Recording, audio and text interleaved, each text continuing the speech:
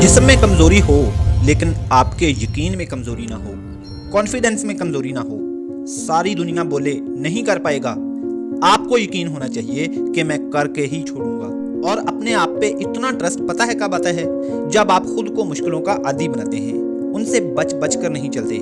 जब आप मुश्किलों का सामना करते हैं, उनसे निमटते हैं, पीठ नहीं दिखाते, तो आपको खुद पे ट्रस्ट आता है कि हाँ मैं सामना कर लूंगा, पहले भी किया था। फिर आप ज़हनी तौर पर मजबूत हो जाते हैं। आप मुश्किलों में घबराते नहीं, क्योंकि आप जानते हैं कि हाँ मैंने ये बाजू आजमाए हुए हैं, ये सब मैंने पहले भी देखा हुआ है। दुनिया आप पे हावी होती है जब आप खुद को कमज़ोर समझते हैं, और आप दुनिया पे छा जाते हैं जब आप खुद को मजबूत समझते हैं।